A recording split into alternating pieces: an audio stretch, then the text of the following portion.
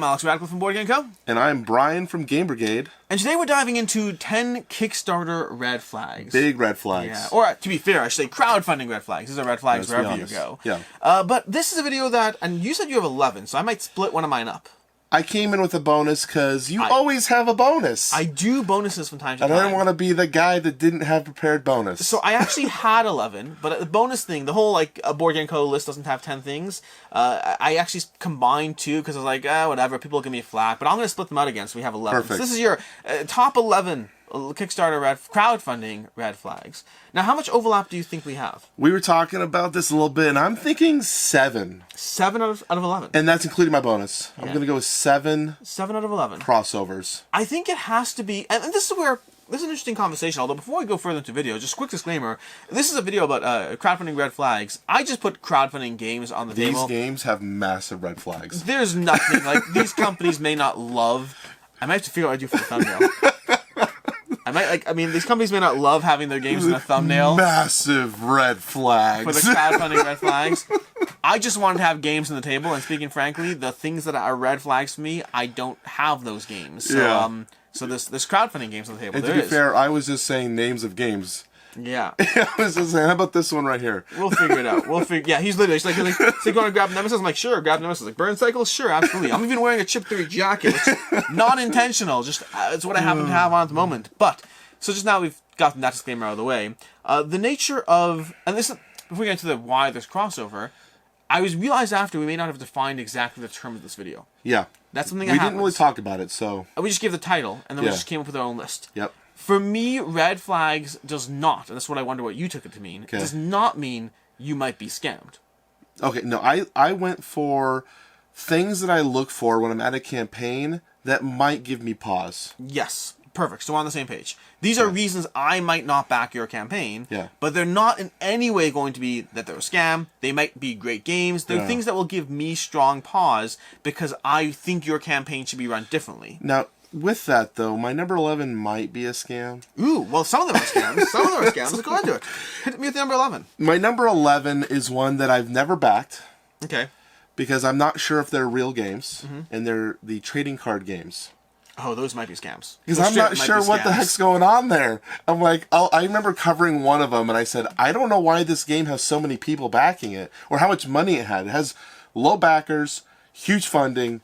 What's going on? $13 million, and there's 17 people backing it. Yeah. So I don't know what happens behind the scenes, and what I'm about to say next is not backed with anything whatsoever, but I've heard shop talk that sometimes these could be opportunities to launder money. That's what I've heard. Definitely a way to do it. Because, you launch a little thingy, everything goes to crowdfunding, it's laundered out. I will say, by the way, and I was going to make a bad joke against y'all, but never mind. I'm not going to do it. But I've heard that might be a thing. Yeah. But I don't know if it's a thing, and don't take my word for it. Because the other alternative is, sometimes I've also heard that it's a good opportunity for someone to sit there as an investor. Yeah. If I dump $50,000 every new that's campaign. What my audience has told me. They're like, listen, Bryan, they're just hoping to bank that this is the next Pokemon or Yu-Gi-Oh! But when has the next Pokemon hit? It's been like 20 years since anything's hit. So, is this a good investment? No. And I'm like, who are you going to trade with? You're buying a trading card game that's a limited print run. Oh, although I take it back. When Lorcana comes out, dump 50,000 into Lorcana. Okay. That might work. You know Lorcana? No. Oh, Lorcana's the Ravensburger Disney trading card game. Oh, yeah, I've heard about that one a lot. Yeah. Dice Tower talking about that one dump a lot. Dump 50K into that. Don't take this as investment advice. I am 99% sure you'll see good returns. Financial advisor. It's not financial advice. My entire channel's financial advice. This is financial advice, but I'm not liable for it. Yeah. I think if you dump 50K into Lorcana, you will see your money back. You might have to wait 10 years, but you'll see a better return than if you leave it into whatever savings account. So financial advice, but I'm not in line. So now I'm curious what your bonus. So my bonus pick is going to be one that I've split out. Okay, so I'm going to split this out. I'm going to pick and I combined them for a reason. In fact, I combined it to the point that it might have been my number 1, really. But you also didn't answer how much crossover you think we're going to have. Oh, I said 6 before. 6. Okay, yeah. So 7 before 6. the video, so you don't Got know. it. Perfect. So my number 1, and I don't have yours, because that's a very specific pick. My number 1 is bad art. Okay. Bad art is my number 1, in the sense that a game, and not art that doesn't resonate with me, but art that I subjectively think is objectively bad. If that makes sense. So, because it's hard to say something's straight up bad art. It's inherently subjective. But I think that there's some art that we can subjectively agree is objectively bad. Yes. And at least to a large portion. And when I see that in a board game, and it happens, I see it a lot more with prototypes that are get offered to me that I'm like, I can't cover that. But it happens on crowdfunding as well. When I see a game and it's not doing great, and people are like, but the game is so great. I'm like, but it doesn't look so bad. great. It looks bad. It's to the point that I've stopped covering games that look like that at all because I'm like, I don't see the point. There have been multiple games that I've played that I think were great games, but I have to play it to get past the art, and other people are not going to do that because they're backing it. You know what's conversely funny about this is I've accepted games that have great art just because the art looked professionally done. Yeah. Without any clue of how the game plays, I'm like, well, it looks really good, so I'll take it. Art matters in a game. I have a full video devoted to why I think it's so important, why I won't back a game with bad art. But ultimately, for me, bad art, and I'll condense a big part of the video into this. The art is the first thing you are showing your audience inherently. And if you show them something that wasn't done well, you are effectively asking your audience to suddenly believe that everything they can't see was done well, when they think they can see was not done well. You ask them to take a leap of faith when you've already failed the first thing. The counter to that is, very often, companies rely on this by then making the art and the miniatures great and not doing the game. So I'm going to throw something at you then. Hit me. There's a campaign coming soon. Beautiful. That is a game you are going to love. Okay. I know for a fact. Great. The art is awful. Okay. Cyclades, the remastered. Cyclades, the remastered I haven't looked heavily at the new art. Do you like it? No. The freaking Hydra standing on the rock looks so silly. I do know that when I saw the big box coming, I did think that I liked the art of the original more. The original looks way better. This is true for Kevin as well. I thought the original art looked better. Yeah. But the game, I don't think the art looked bad. I just think the original art looked better. I was like, why would you... I was like, I'm waiting to buy that game. I want the remastered version. Yeah. But then I'm looking at that box, I'm like, why? It looks so silly. Yeah. You'll have to check it out. When we're done with this video, I want you to look. I can look at it while we're doing this video. I'll wait till you have your next pick. All right. Speaking of which is your next pick? My next one. My phone this is an actual red flag, only because I know the cost behind it can be prohibitive, and I don't know if publishers are fully aware of what this could be, and that is an app integration or app support. And I also believe it can be lack of support later on in the lifestyle of that game. So I expect that. I get nervous. That's why I put this one number 10. I'm not going to not back a game if it has app support, but I want to make sure that the company, do they have a track record with apps? Like Lucky Duck? Yeah. They've proven we know how to do apps. But there are other publishers who are, we are going to have an app support for this game. And I'm like, you are going to be developing this? That's expensive. It's expensive. They stumble. The game's delayed. Yeah. What's a Sea of Legends? The game arrived before the app was finished. People had to paperweight. Yep. So it just makes me think, is this worth it? Yeah. Do they have a track record for apps? If they do, I'm more comfortable. Otherwise, it might make me pause. Yeah, I don't disagree. I think that's a reasonable pick. I think any form of digital something behind the game. I mean, what's the game? Kingdom Come Deliverance. Yep. They canceled because they needed a huge amount of money for the app's development. To make the app's development. And that was a game that was really well done for the app integration. It just cost too much to do the app. And then once you hit that point, you can then start making money, but they needed a larger point. And alternatively, I also, just to end it with lack of support, because it could be at some point that they stop updating that app as phone new updates come out for your phones, or we get new platforms. It might not be available, so that game could potentially have a lifetime. And that's one of the nice things about board games. They're timeless. They're out. I mean, not my collection. I keep a lot of great games. I just get rid of a lot of great games. What did the picture look like? I couldn't find. I found a picture of the board. I didn't see a picture of the box, but I'll look at it later. Your next pick. My number 10 is Reprints, and this is my lowest pick. Okay, it's lower than Bad Art. Bad Art was combined with something else, but my lowest pick, number 10. I didn't really rank these that much in order, but I put a little bit of order to it.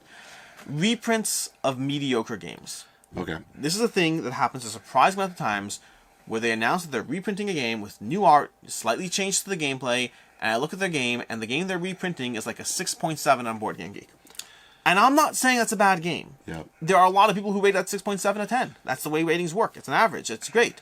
I just don't understand why you would pick a mediocrely received game as the place to put time, effort, and attention, because a blank slate is almost better. Yep. A blank slate is, this could be amazing, it could be great, and I reprint of mediocre games like but it wasn't well received. It's hard. So you're basing it only on without gameplay, though. Without so gameplay. you're going off just ratings on Board Game Just the Geek rating. and potential reviews that you could read. It starts me off at a negative. And by the way, to be very clear, there have been companies who have taken existing games that gave it a splash of life, whether it's gameplay changes, whether it's art, and they have made the game absolutely better. That's not a question at all. Yep. It has happened. I can point to success stories. I can also point to many games that reprinted and then promptly got forgotten again. They got forgotten the first time and they get reprinted and they get forgotten again. It's almost as if they got forgotten for the first time for a reason. Again, it doesn't mean that the game is bad. It just means that your starting point, your starting baseline is something that the world already decided was okay. It's interesting you bring this up because my backing strategy when I was new into this was to only back second editions or reprints. I should be very clear here. Second editions and reprints of great games or a game that just landed, that's great. I'm saying when you pop on. So yeah, I did back every game I backed that was a second edition. Waste Nights, Deep Alone, Madness. still waiting. So, I did the but those are all good. version. Those are all well-received games. They're okay. I mean, I'm they're saying, good. They're not good enough to be in my collection. but they're though. well rated at least. There's a reason they exist. Or come back to Kickstarter. I'm saying a game that's from like 7 years ago. It's a 6.7, and people are like, okay, great. We picked that Reina Knizia title to reprint. Like, why? Okay. Reina Knizia gets a lot of reprints on crowdfunding. I don't know why, because he has so many great games, and they often reprint some of his okay games. So this next one is probably should be higher. Okay. We mentioned I didn't really write these out in the best number. Yeah. But the first thing I want to do is I want to look at the status of the previous campaigns that they've launched and how do they communicate? Are there any delays? This is a way that I can check for red flags going forward because usually people have a habit of doing the same thing. They repeat the same patterns. So I always recommend going back into their previous campaigns, seeing how they're communicating. Look at the updates in the comments from other people. Yes, people will be loudest when they're upset. But you can usually learn a lot about a publisher and their habits through their previous campaigns. Yeah, I don't disagree. I think there's a lot of, like you said, a lot of repeat of past behavior, plus just seeing what the issues are or aren't. Yeah. You can also see the companies that have, decided to give lots of updates throughout the campaign and promptly forget their backers as soon as the campaign's over. Yeah. That can happen. My number nine is similar to yours. Similar, but not exactly the same. It's past undelivered projects. Okay. With no current history of success. Yeah. In other words, what I mean by that, it's very specific there, because I don't have a problem with the companies that have 5 projects in the queue, as long as they have a history of constantly delivering. But as soon as they don't, not as soon as they don't, if they don't have a history of delivering, if they have someone who's launched 3 projects and none of them have shown up, that's a problem. That is a problem because they haven't given me the confidence. Or if the ratio, it's also about ratios to degree. If they have 1 successfully delivered projects and 3 in the queue, I'm not feeling all that confident. If they have 17 successfully delivered projects and 5 in the queue, okay, great. They're just in a product life cycle at that point. Yep. But and not to say it's guaranteed, nothing's guaranteed, but I feel safer with that. If you have very little track record of success and a bunch of things, or no track record of success and other projects, I'm just staying away or I'm trying to stay away. Yeah. Because you're asking me to trust that I should believe in your second thing before you've proven anything with your first.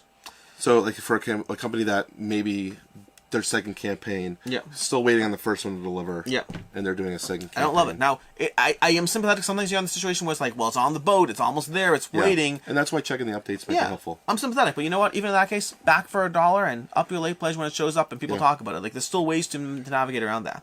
Now, before we dive into your number, 7, 8, right? 8, because we had one more off. But just a reminder you can head over to Game Brigade and subscribe if you want a crowdfunding coverage or what we do reviews, first impressions, crowdfunding coverage. I call my channel also a lifestyle channel where we're just talking about the hobby, the things I love, what I'm backing, not backing. Some of my favorite videos from you, and you don't do these frequently because the nature of them. Yeah. But once in a while, you'll be like, "Hey, I just found this collection of games at a garage sale. I just bought these on eBay." That was one of my favorite videos, and I want to do more. They're they're fun because they're a look behind what's planned and more into you know what? I just went on eBay and I found this collection of games, and I just really, really just want to go through it. Let's see what we get. The problem with that one, is I kept too many of the games. That's a problem.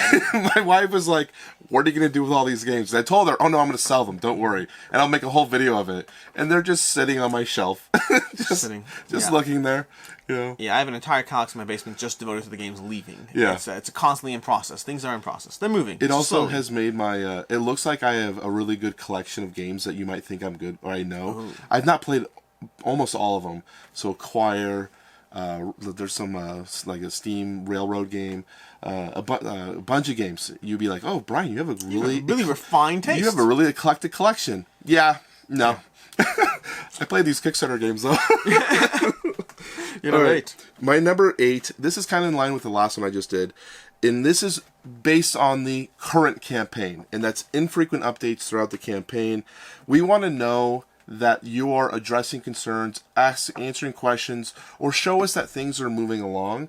So if a campaign just launches, they wait 4 days, thanks, then day 15 they're doing another update. I'm like, you guys aren't giving much information here. I want to know that you guys are actually working with the community, addressing concerns, answering questions in the comment section. Fun fact, speaking of someone who works for GameFound, if you want some little behind the scenes information, and this is not just GameFound, it's Kickstarter too, but do you know the average amount of updates a campaign should have that correlates with the greater funding? Are we talking about average, like the 30-day campaign or 15? Whatever it is. Not how long a campaign is, that's a different story, but in terms of how many updates should a campaign have? 17. So 32. Three updates a week. Three in updates general, a week. there is it's hard to track exactly, but if you track campaigns that have 1 update a week, less than 1 update a week, 2 updates or 3 updates, Yep. once you hit 3, there start being high diminishing returns. But your campaign should ideally have at least 3 updates a week if you want to see a high correlation with higher funding. Does not mean it will fund more. It's not a magical recipe, but I'm just saying communication during a campaign does keep your community engaged, and it does have a correlation with higher funding. So you should do that if you're a creator. Yeah. So what is your number 8? My number 8 is actually a mix between, I'm not even sure how we're going to count this for crossover purposes. It's a double crossover. It's poor communication throughout and after the campaign. Boom, I'm counting as 2. Counting as 2. Pew, pew. And since I guess 6, you guess 7, I might count it as 1. We'll wait till the video's over and we'll see.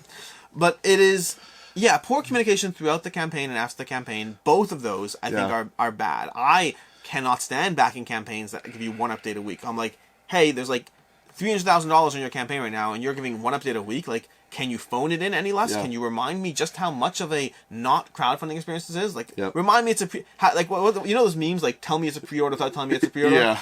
Tell me it's a pre-order without telling me it's a pre-order. 1 update a week. That's a good reason, and no replying in the comments. Honestly, by the way, if you're doing 1 update a week, but you're constantly engaged in the comments, I'm okay with that. You're engaged. You're engaging. Yeah. But like, just don't tell me it's a pre-order without telling me it's a pre-order. That's what it comes down to. And then post-campaign, don't drop your audience. Don't drop your audience. Keep updated. Yep. All right, double crossover, sort of. This one's interesting because it's going to be more on their marketing side. The video at the top of the page should leave me with a clear idea of what the game is and how it plays. I see too many campaigns where I watch the video and it's beautiful and it's got a bunch of graphics and you got a legendary voice talking to me, and I watch it and then it's done. I'm like, okay, but what's the game? I want to know. I want to leave that as like an elevator pitch. You show me the beautifulness, theming, but then be like, here's the board. Here's some of the actions you're going to be doing. You want an example of like both from the same company, both incredibly well done and terribly done? Hell, the Last Saga. Absolutely terrible. But that's because they didn't have a game. Maybe that's what they're up. I don't know. No, that's not true. That's not true. They had a concept. They were playtesting whatever they had. They were playtesting it on TTS with people. Yeah, they had a concept. They had a first They had scenario. enough to show. That's still enough. They showed people who play that. I know people who play that first scenario that are excited for the game. If you can do that with the first scenario, you can show it in a video. And then contrast it with Reichbusters. Reichbusters, that's a video that is both beautiful and tells you how the game plays. In terms of the video, the opening video? The opening video. If I remember the Hell Last Saga, it was just like, you're on a boat. Yes, that's you crash. It's been years since that video. But that's, if I remember right. You're on a boat. Your ancestors have something to do. It really was. Crash. What happens in hell? Or something. And then Reichbusters was like alternating between like a video game kind of situation and board game, but like it kept crossing between like cinematic sequences and then popping into the board game as you roll a handful of dice and you fail a stealth check and alarms start blaring. It showed you, give you a feeling and a sense of gameplay while being beautiful. What I like to do is I go to these pages, I'll watch the video, and that gives me a sense, do I want to look further? Does the gameplay look compelling enough for me to take time to research it? I just get frustrated having to be like, oh, that didn't tell me anything, so now I got to read a bunch and try to learn more. If I have to click on some third like content creator's video to see how your game plays because your video didn't tell me and your page didn't tell me and you didn't have a GIF or a sequence of steps in your something, once I have to click away from your campaign to find out how it plays, you did it wrong. You're done. Solid one. My number 7 is going to be another crossover. Okay, app-based with no track record. 3. So far, 3. Okay, specifically, you're going to hit all these before me because I'm going after you. You're going to hit them all. Yeah. App-based with no track record, specifically with no track record. Like you said, if you're a lucky duck, if you've done this before, if whoever you are, whatever company's done it before, great. I believe in you. You've shown you can do it. But until then, if you have any form of digital reliance and you don't have a track record to show me that I should believe in it, like you said already, you're asking me to trust that you're going to get this right. Yep. And there are costs to getting it right. It is hard to get it right. It is not always easy. It's a big risk. And like I think a lot of companies do just fine. But like you're asking me to really rely, not just that it'll deliver. I think companies get that part right, but that it'll deliver in a way that is a good experience as opposed to a usable experience. Yeah, and that's a big difference. Is the app serviceable? Does it like just barely get it work, or is this a good tactical UI that enhances my experience? You know, there's some apps that are still like Foreteller. I love Foreteller, but sometimes the UI is still working through it. Foreteller, are you kidding me? I'm playing through Frosthaven, and it's like you collect these things in a scenario. But if you don't read the actual book, sometimes it tells you some. The book. No, because it tells you some, but not all. Yeah. And by telling me some, but not all, you've actually made it worse than having nothing. Yeah. Nothing means I go to the book and I read the book. Some makes me think I don't need to, when sometimes you got it right, sometimes you didn't. I'm going through Chronicles of Drenagor, and they have a Foreteller app. Yeah. And sometimes I'm like, I don't know which one I'm supposed to be clicking here, so I have to actually go to the book and then. It happens, yeah. All right, I figured it out. And Foreteller, by the way, is a great app. But even then, it's a challenge. My point is, even then, even with a company that does a great job with their apps, that's their entire business. Yeah. Yep. So number 6, this one's a spicy meatball. Spicy meatball, hit me. And I was a little nervous bringing it up because I don't like the controversy around it, but I do think campaigns need to be talking about it, and that's VAT. Ooh. If there's no mention of VAT anywhere in your shipping details, either on the top of it or in the bottom of it, I think that's a red flag. Because obviously this is a global crowdfunding campaign. You have other people with different taxes and stuff, and people need to know, are we being charged in campaign, or are we being charged outside of campaign? Where's the funding coming from? It's very important to have some means of a mention, and if you don't talk about it, it makes me think you haven't looked it up. Either you haven't looked it up, or you're just hoping that we don't pay attention and get slapped with the price tag. Yeah, and you don't know. Yep. Yeah, I don't disagree with you. That is something that's very controversial as far as the general evolution of that within the crowdfunding space. A lot of it was able to be sidestepped, not legally, but was able to be sidestepped because they were paying VAT based on the cost of goods, not the landed goods. The manufacturing cost of the goods, which is nothing comparatively speaking. Yep. And so a lot of VAT issues were able to be sidestepped, not even through a loophole, just through like kind of edge cases, and then it's enforced since now. 21, I believe. Yeah, there were big changes to the laws. The EU made a lot of changes to the way things work, and now it's not fun. It's not fun. I mean, And some campaigns try to do it different ways. I'm not a tax person. I'm not a CPA. I don't know what's the best way. But I do know at least mention, to have a discussion of it so people are understanding clearly what they're expecting. Make sure. Yeah, that's a big thing is what you should be expecting, 100%. My number 6 is not a crossover, thank the Lord. We're going to get there. Well, it could be a crossover, I guess. Yeah, let's look at some numbers to go. Number 6 is anytime I see a company that has, under the little profile, 0 campaigns backed. Okay, I purposely didn't put this here, but because I'm like, do I really believe it? Well, I'm not done yet. There's a little. That's the main point, but there's an asterisk to this one. So 0 campaigns backed. If you have 0 campaigns backed, and the full topic is, or any other indicator that tells me you don't know what's up in the board game space. Yep. In the design or tabletop space, any indicator. That's the one I chose first. But like any indicator that goes under that umbrella that makes me think you don't know what this space is. And very often there is a high correlation to me, not an exclusive correlation, but there's a high correlation to me between a company that has 0 campaigns backed and between the way the campaign will be run, the way the communication will be run, what their expectations are, how they'll try to handle the audience. It's usually like, oh, you're running this, but you've never been through this. So what if it's a person who's done 3 campaigns themselves, but they've never backed? What do you mean? Oh, so first, that's an issue one. So, well, I'll give you another one. What if it's, for instance, I know AEG gets flack about this. AEG has 0 backed, but people have backed. Their people, their company profile is not backed, but the people who run the campaign have backed. Yeah. And so there are exclusions to this, which is why it really is indicators that make me think you don't know the space. I want to feel like you've been through this, whether it's because you've run 4 campaigns, whether it's because, and by the way, through this, even then it's 50-50. Yeah. Because you still, I think companies that, if you've only run it from one side, you haven't gone through it from the other side, I think you're still never gonna see the exact same from the other side of a view. And so I think indicators that make me think you haven't been through the ringer, indicators that make me think you don't know what the space looks like. My primary one that I'm using for this specific example is 0 campaigns backed. So this one's nearly a crossover with what you just did at number 5, and it's first-time creators. But I want to caveat this. I want to be clear. There are so many great indie companies that have never made a Kickstarter before and who turn out to be incredible companies. Okay?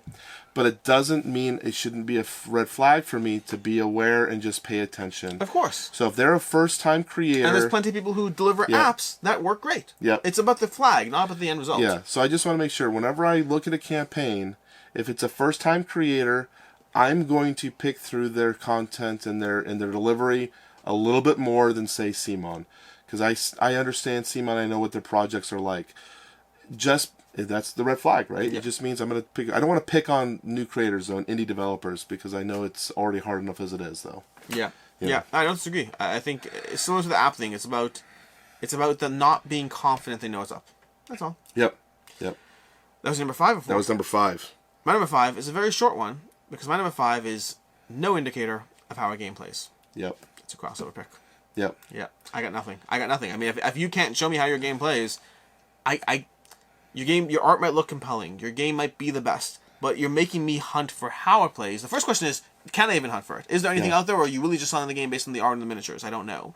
Yeah. And the second thing is, if you can't compel me with what the game is doing, I just don't know. If you don't tell me through the initial video or somewhere in the campaign page, and by the way, I did this video once with Jeremy Howard, a different video along these lines, and he called something called the 3 scroll test. Yeah. If I have to scroll 3 full scrolls before I get to how your game plays, stop doing that. It's done. Yeah. But the 3 scroll test, I agree, I dislike. But at least have it somewhere. Just show me somewhere where the gameplay is. And there's plenty of different ways that you can do it. Right now, the GIF mentality has been working well. I love it. So, this one is kind of in line. Okay. But if they cannot show you through GIFs and things, you better... Sure you're at 4 right now? I'm 4. Did I miss one? You might have, but I'm definitely at 4. You ruined my soliloquy. I was going off on a nice little tangent there. I was feeling it. Go down. Oh, I see what happened. Did you miss one? Because we did an add an 11, I skipped my number 10. We'll get to that one then. Okay, we'll get to 10 in a second. I'll do 10 next. We'll 10 next. Okay. So, well, it still works well with what you just said. If you can't show me visually how your game plays, you better have a rule book then for me to dig into. If there's no rule book on your page, it leaves me with feeling it's incomplete. Yeah. And I don't read the rule books all the way, but I'll click it and I'll do a quick skim. Does it look like this makes sense? Do I understand the concepts that they're presenting? Then I feel more confident. I agree with that. You better have a rule book on your page, though. It's not on my list, but to the point that if a campaign says, "Here, link to TTS," I may never play the TTS, and I still feel better about the campaign just seeing that. You're showing us that there is a version that this is a playable game. You're showing it to the audience. You're comfortable with that. I think playable on TTS is a huge thing. Absolutely. My number 10. Number 10. Which is actually number 4 now, apparently. Is giving me no reason to back. Yes. Okay. If you're on a campaign, and this goes back to the whole tell me it's a pre-order without telling me it's a pre-order. Yes. If you are on a campaign and the cost is terrible, there's nothing extra being added on, and you're getting it at the same time as retail, if you literally just throwing up a product, and again, I'm not going to name names here, I don't need to step on people's toes, but there are a bunch of campaigns where I look at the campaign and I'm like, this doesn't feel like it's to support the creator, to bring the project to life, to create the game. This feels like it's a pre-order trying to get a few extra bucks in before they launch in retail, because the practical reality is crowdfunding is not just about sales, it's also about marketing. Yep. And I get that. But when you just sell me a more expensive game at the cost of marketing, I feel used in your approach. Give me something. Give me a deal, give it to me earlier, or give me something extra. One of those things. Give me free shipping. Something. I don't know. Do something that makes me feel like I'm not just part of your hey, we can get a few extra bucks out of this group. Some campaigns have done a really good why back now section. I love those. But make them compelling. Don't say to help us bring it to life. Yes, exactly. Okay, I get it. Yeah, part of the journey. Yeah. Congratulations. Good. Emailed our updates. No, it needs to be compelling. And the compelling, I might disagree on numbers, but you can hey, it's the 25% discount off MSRP. You get 2 extra promos. Give me something. And honestly, I like them even when they're bad, because even when they're bad, I can at least say, okay, well, you've told me that the most compelling reason to back this project is to follow along and support the creator. Yep. Okay. Now I have to make a decision if that's worth it to me. At least I know. So we're in the top 3. Top 3 now. Are we at 4 crossovers for me? I didn't fully track. We can go with that then. We can figure it out. We got to figure it out. I think that means these next 3 would have to be bangers, so I'm hoping they are. Okay, they might be. So this next one, I'm going to give you my red flag, but I'm going to tell you in a way where I'm going to give you someone who does it the right way. Okay. Okay? Ivy Studios will tell you very clearly what their timeline events are. Oh. Production, funding, manufacturing, whatever it may be. They try to give you an outline of their schedule. So a timeline of events detailing the campaign, after funding, production, shipping, and estimates. Give me just rough, this is what our plan is, because you should have a rough idea of what your timeline should be. I understand it's not meant to be exact. I get it, things change. But let me know that you have a planned timeline. Yeah, I respect that. And if you were able to update your campaign page and show a little thing moving down, that where you're at, even better. Yeah, ideally, if any company out there that's in crowdfunding wants to go ahead and create some cool tools where you can actually show them at the post-campaign stuff, that'd be cool. Yeah. My number 3 is similar to the app-based conversation, but not exactly. Okay. It's anytime I see funding in whether it's a goal, I don't care if it's a goal or not. I can kind of deal with that. If you have a 5,000 funding goal, I don't care. But when your actual funding seems to be lower than what I feel is comfortable, Yeah. I start questioning things. Are you telling me this massive mini campaign at $10,000 Yeah. isn't real? There's a certain price point where you're like, any game at $5,000, like, Yeah. this is a recipe. Again, keep in mind, there are campaigns that will raise $5,000 and deliver and they're fine. Yep. But there's also plenty that will raise $5,000 and be like, hey guys, guess what? We can't make it over the finish line. Who'd have thunk it? Yep. Whenever your funding goal seems out of line, when it seems unreasonable in comparison to what needs to be done otherwise, what I think your campaign needs to do, I question the viability. And I will start backing away. And it depends on the game. Miniature heavy game with tons of whatever, that might need $100,000 before I even am comfortable at all. Yeah. Some companies, some games, you can have a $20,000 goal and it might be comfortable. Other games looks like a decent game that I think $20,000 is going to have you struggling to get over the finish line. And this is obviously probably another video for another day in terms of the question of funding goals, because the nature of crowdfunding, you got to have stretch goals and have that stuff for people to feel engaged. There's only been a few companies that have had realistic campaigns that have done well. But that's why I'm focused less on the funding goal and more on the actual funding. If you have a 5,000 funding goal, don't care. But if you're like one day before the end and there's $27,000 raised, I might start asking questions. Okay, this one guaranteed is going to be a crossover. I already know it. I'm calling it right now. Is it because I said it already? Nope. Guaranteed, though. You haven't said it, but we're part of it. No third-party content from reviewers, previewers. I want to know that you have sent this out to other people to get their impressions. That number 3? That number 2 is what I have. Number 2?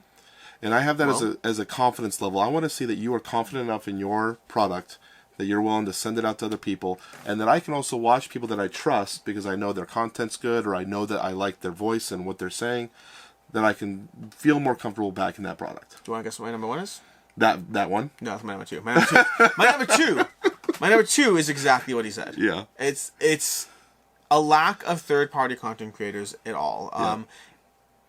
And part of it does go a little bit into the system of like, do you know what crowdfunding is? And I said like indicators that you don't even know what it's like. Yep. But if you're not in some way, and by the way, there are some campaigns that have 14 people on the page. I don't need that. I don't need 14 people. You show me 2 or 3 and that might be enough for me. Yep. But show me your game has circulated in some way. And by the way, I'm sympathetic. If you had plans to and you just didn't, I'm sympathetic. Yeah. Something got wrong, product went wrong, I'm sympathetic to that. But it doesn't change the fact that there's no one who has laid their hands on the game outside you and your people. I like seeing content creators on the page. It just helps. Again, sometimes for the TTS, I may not even watch them. But knowing that they're... Would you take it if they do their own in-house production? Does that count? It's complicated. In fact, right now, speaking of Chip Theory Gear, like Elder Scrolls, they're doing they're doing in-house content creation, but they're bringing content creators in. Let's see if he can challenge Chip Theory. So no. So it's a good question. A few companies have done this where they've brought in-house people. Elden Ring did it. Chip Theory did it. Ivy Games, not really, because Ivy Games did an in-house production thing, but they sent out copies as well. Yep. So I think that when you are exclusively managing it in-house and you're not letting other people get their hands in it, I think it is absolutely a reason to pause. Yep. Not for me, because I've played the game, but for you, if you haven't, Yeah. you're seeing that a very custom, tailored experience. Which it is. It is. Note that. It is. It's a custom experience. There are people holding your hand the entire way. I never have to read a single rule book. I am being guided through it based on exactly what they want me to experience. It is premium, and they're trying to make sure that there's a few road bumps along the way. Which, guess what? When your game shows up at your door, it doesn't show up with a Chip Theory Games representative there to hold your hand. You're lucky to have a rulebook. Yeah. So I think that as a backer, it should be a reason to give pause.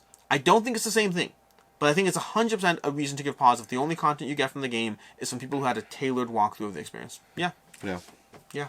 That was my number 2 or your number 2? Your number 2. Our number that was 2. our number 2. Our Our number 2. This one is going to be a little selfish that I put it number 1. Okay. And it's because... No Game Brigade covering your Kickstarter. That's right. Come on, guys. I make quality content. This one, because I cover Kickstarter content, and the way I present my audience in terms of should we be backing this game, what are the reasons to back a game, sometimes the financial value of the game, is not being clear if the game or parts of the game are going to be available at retail. I want to know what is exclusive. Do you have plans for a retail release? Yep. I need to know. This goes down to give me a reason to back. Give me the reason to back. Why is it backing? And the reason, of course, I say it's selfish, because I'm trying to talk to my audience about why are we backing, what are the reasons, and if I can't figure it out from your page, sometimes people know because they went to BGG or they found it on some article on IGN or something. I have to drill down to the comment section to eventually find someone who's like, yeah, this part might be different at retail, we're not really sure. Yeah, and I'm like, I don't know how that person knows, but thank you. But it shouldn't be the way that I have to dig and hunt for any kind of answer. Yeah, I agree with you. Something makes my life easier. To me, it's a halfway one. It's a half across the because the first half is make my life easier as a content creator, or as a backer, and the second half is once I establish the answer, it might be there's no reason to back now. Yeah, I agree. My number 1 is the one that I split up, and I did split it up and very intently, and it's the original combination I had was bad art and bad graphic design. Yep. And I originally hit the split up, and then I combined to make it a 10. Bad art, we already talked about. That was my number 11. Bad graphic design, to me, is almost worse.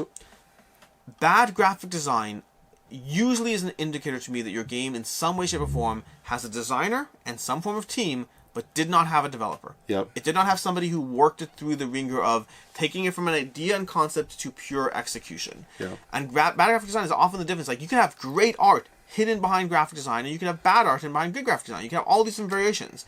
But if someone didn't take the time to figure out, okay, great, are these icons good? This is the layout of the card readable. Does this generally look like a well-polished, well-refined experience? Or does it look like a really creative idea? It might even have great art. Your brother might be a phenomenal artist, and they helped you design the game. Totally fine. But something about the layout, the components, the structure, something about this experience does not scream, this has gone through the ringer. This has gone through somebody else through the ringer. And if I don't see it on the player boards, or the table, or the board, whatever it is, if I don't see it there, I'm likely not going to see it in the rules either. The amount of times you have a game that is great in concept, but could have had these 3 things removed, those 2 things tweaked, and these things adjusted, or like even stupid things like sometimes games try to create an entire lexicon of terms. Like the discard pile is not the discard pile; it's the memory repository. I'm like, that's great. Your game's impossible to learn now because I have to remember that the memory repository is where the cards go, and the stream of consciousness is your deck. Stop doing that. Refer to it once if you want to be creative, and after that, refer to a deck and discard pile. Like, there's so many things people do behind the principle and promise of I have a vision, I have a promise, and I have a dream. Games need a developer. Designers need developers. Designers could be their own developers, but you have to be willing to not just create and not just bring it to life, but to be willing to figure out how to actually make it as usable as an experience as possible.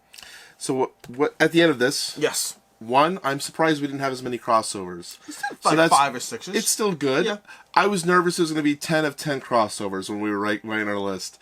But it shows you that there's so many different things you need to be looking out for when you're going onto campaigns, because you're putting a lot of money into it. And a lot of campaigns are designed to get your money. They're made for you to get excited. So make sure you just take in these kind of considerations before you go and back the all-in. Yeah, I don't disagree. There's lots of money on the line. Your money, most of the time. So back responsibly. Get the things that resonate with you, but get the things that you think are going to be a good fit. Not just now in the moment of, like, hey, I'm excited because I see this thing on crowdfunding, but even down the road when it shows up at your door. Sometimes, like, you're just less excited. Like, one of the big things in general I've always said about crowdfunding is so often, as people who do back crowdfunding games, you're like, I will spend $175 on this. And then if the exact same thing were in the store in front of you, oh yeah, I talk about this all the time. And so it's like, why? It's a why weird mental game. I don't. Kickstarter's very made. If I get it now, I could not get it for a year, and if it's in the store, I have it today. Yeah, it doesn't make sense. It doesn't make any sense. And so there's a lot of being compelled on crowdfunding. Take a step back. Look at the reasons. Look at the red flags. Double check if you actually do or don't need it. Back responsibly and enjoy the games, but just back responsibly. Yeah, thank you, Alex, for having me on your show. Absolutely. Bryan, absolute pleasure. Bryan about Game Brigade, link down below, you can check it out. And let us know which ones we missed. What's your red flag? What is your reason why you will stay away from a crowdfunded game? And I'm ignoring that one person who's like, because it's a crowdfunded game. That's not the point. I get it. Honestly, I don't back any games on Kickstarter. Honestly, I don't even have a problem with that, but that's not the point of the video here. But yeah, let us know in the comments down below. I'd love to hear. Until next time, I'm Alex. I'm Bryan. And have a good one. Bye-bye.